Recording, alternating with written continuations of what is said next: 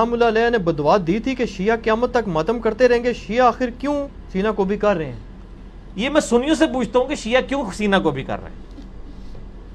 میرے آفس میں وہ 5-6 سنی اکٹھے ہو کے آگے، تو میں نہیں جانتا تھا کہ یہ میرے لیکچرز دیکھتے ہیں. کچھ اہل حدیث تھے، کچھ دیوبندی تھے، کچھ بریلوی تھے. وہ دوسرے آفس سے آئے کہ جی انجینئر صاحب کے ساتھ چائے پی لیں. تو انہوں نے مجھ سے یہی سوال کیا کہ یہ شیعہ کیوں پیٹ رہے ہیں اور کس کو پیٹ رہے ہیں؟ میں تو انہوں پیٹ رہے ہیں. اچھا، ان سب نے نا ایک کہکا بلند کیا. وہ کہکا اس لیے بلند کیا کہ ان کو بات سمجھ آ گئی کہ میں کیا کہہ رہا ہوں. وہ کہنے لگے انجینئر صاحب ہم آپ کی ویڈیوز دیکھتے ہیں، ہمیں پتہ ہے. میرے بھائی، جب آپ صلی اللہ علیہ وآلہ وسلم کی وفات کے بعد حضرت حسن کو زہر دے دیا گیا، سیدنا حسین کو ان کے گھر والوں سمیت شہید کر دیا گیا، مولا علی تینوں خلفاء کے ساتھ وزیر کی حیثیت سے رہے، جب حضرت علی کی باری آئی تو لوگ تلواریں اٹھا کے ان کے اوپر چڑھ دوڑے. جب آپ اہل بیت کے ساتھ کنٹینیوس یہ معاملہ، اور پھر صلح حسن کے بعد سے لے کے 60 سال تک ممبروں پہ سب و شتم حضرت علی پہ ہوتا رہا، تو سر اس کا ریونج بھی تو سامنے آئے گا نا. ہر عمل کا ایک رد عمل ہوتا ہے. تو یہ کہنا جی وہ یزید پیٹا تھا، اس نے کالے کپڑے پہن لیے تھے، یہ تو انہوں نے آل امیہ کی بدماشیوں کو چھپانے کے لیے یہ چیزیں گھڑی ہیں. شیعہ جو پیٹ رہے ہیں، ہمارے نزدیک تو ماتم کرنا حرام ہے. میرا تو کلپ ہے ماتم کے اوپر، میں نے تقریباً 1 ملین کے قریب لوگ دیکھ چکے ہیں. ماتم کے حق میں 3 دلائل اور ان کا جواب. لیکن اس کی ریالٹی کو بھی دیکھیں. جس طرح آج آپ دیکھ رہے ہیں سیاسی لیڈروں کے گھروں کے باہر بھی تو لوگ ماتم کر رہے ہیں. ان کو سیدہ زینب نے بدعا دی ہوئی ہے.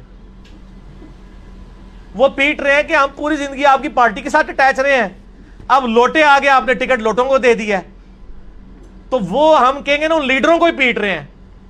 ٹھیک ہے نا. تو یہ شیعہ بھی جناب تو پیٹ رہے ہیں کہ تسی جناب اہل بیت نے جو کچھ کیتا ہے.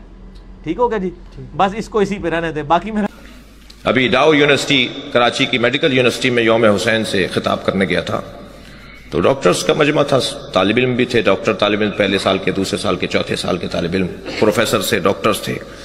تو وہاں ایک سنی ڈاکٹر نے سوال کیا مجھ سے، میرے عزیز نے، میرے بھائی نے، سنی میرے بھائی ہیں، میرے عزیز ہیں، ہم سب کے عزیز ہیں، ہمارا ان کے ساتھ اٹھ بیٹھ ہے، ہمارا ان کے ساتھ معاملات ہیں، لہذا کوئی دل آزاری کی بات مطلوب نہیں ہے. تو اس نے سوال کیا کہ یہ جو آپ ماتم کرتے ہیں، یہ جو آپ سینہ سرخ کر لیتے ہیں، یہ جو آپ خونی ماتم کرتے ہیں، یہ جو آپ ہاتھ کا ماتم کرتے ہیں، یہ والی جو بحث ہے خونی ماتم اور غیر خونی ماتم کی بحث یہ ممبر کی نہیں ہے، اس لیے میں تو یہاں سے کامن بات کروں گا نا. تو یہ جو آپ ماتم کرتے ہیں، جو اپنے بدن کو تکلیف پہنچاتے ہیں، تو یہ بدن تو اللہ کا بنایا ہوا ہے، اللہ کی چیز ہے، اور اللہ کی چیز میں دخالت دینا بندے کا کام نہیں ہے، اسے اجازت نہیں ہے کہ اللہ کی چیز میں دخالت دے. تو یہ آپ بدن کو تکلیف پہنچاتے ہیں. میں نے کہا بھائی تم ڈاکٹر ہو، تم لوگ سینہ چاک کرتے ہو، دل نکالتے ہو، اس کی شریانوں کو ٹھیک کرتے ہو، اس کے والوں کو ٹھیک کرتے ہو، دوبارہ لگا کے سینہ اس کو سی دیتے ہو. یہ بدن اللہ کا تھا، تمہیں کس نے اجازت دی؟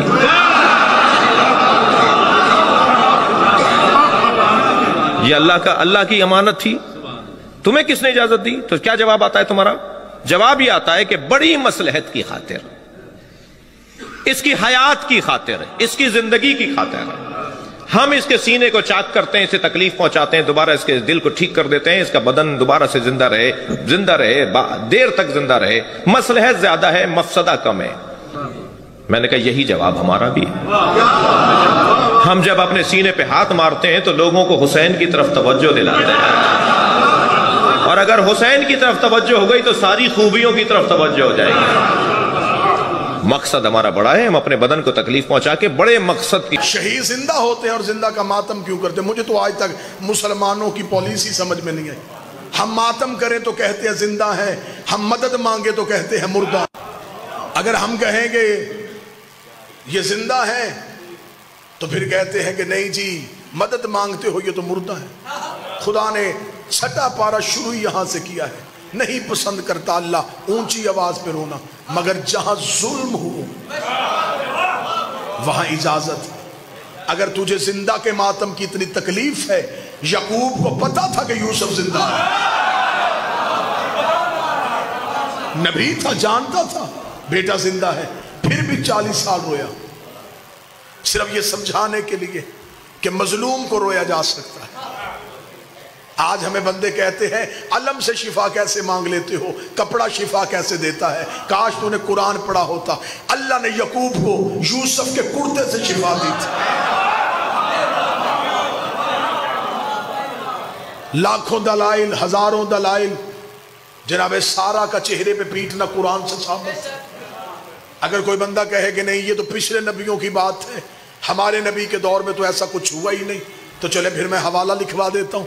حوالہ لکھ لیجئے، مدارج النبوہ، شاہ عبدالحق محدث دہلوی کی کتاب ہے، مذہب اہل سنت کی معتبر کتاب ہے۔ اس میں لکھا ہے جب جنگ احد میں رسول کے چچا حمزہ شہید ہو گئے اور احد کے شہداء کا ماتم مدینے میں ہو رہا تھا، اب جو لفظ بالکل لکھے ہیں میں وہ لفظ پڑھوں گا تاکہ کل کو کوئی ویڈیو کیمرے میں میری ویڈیو لے کے کتاب کے ساتھ ٹیلی کرے تو وہ یہ نہ کہے یہاں لفظ اور تھے ممبر سے اور بیان کیے گئے۔ میں وہی لفظ پڑھتا ہوں جو شاہ عبدالحق محدث دہلوی لکھا ہے۔ انہوں نے کہا جب رسول مدینہ پہنچے تو پورا مدینہ ماتم کدا تھا۔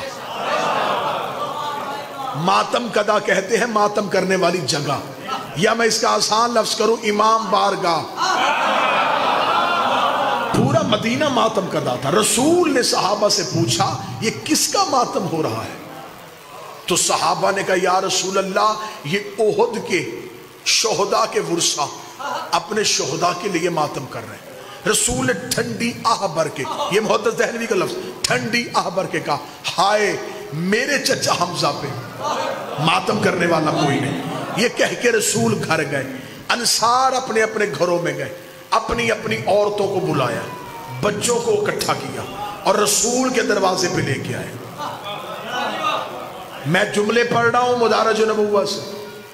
انصار صحابہ اپنی عورتوں کو لے کے رسول کے دروازے پہ آئے، پہلی ماتمی سنگت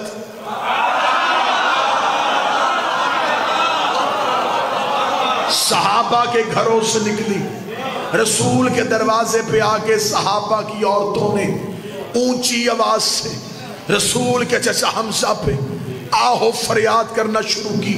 محدث دہلوی کہتے رسول اندر تھے، رسول نے پوچھا یہ میرے دروازے پہ کون رو رہا ہے؟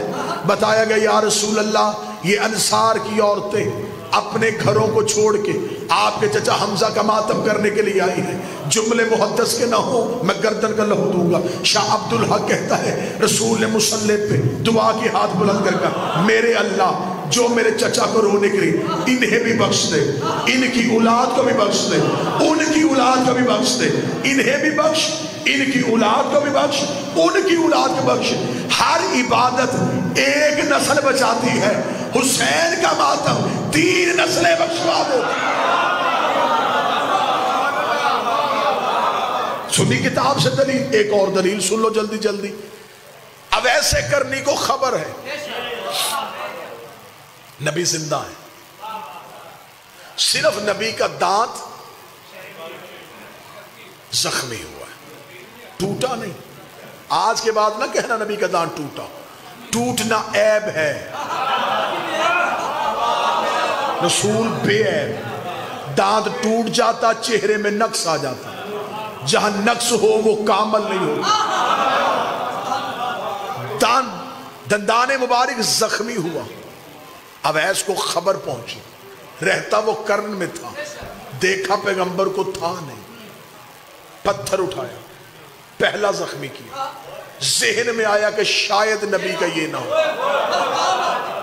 پھر دوسرا، پھر ذہن میں شاید یہ بھی نہ ہو، پھر تیسرا، سارے کے سارے توڑے، لہو منہ سے نکل رہا ہے، نبی بیٹھے ہیں مدینے میں، یکدم نبی کے جسم میں جھرجھری آئی۔ صحابہ نے کہا یا رسول اللہ کیا؟ رسول نے دیکھا میرے صحابیوں مجھے جنت کی خوشبو تمہارے گھروں سے نہیں کرن سے آ رہی ہے، مجھے جنت کی خوشبو کرن سے آ رہی ہے۔ صحابہ نے کہا یا رسول اللہ وہاں کون رہتا ہے؟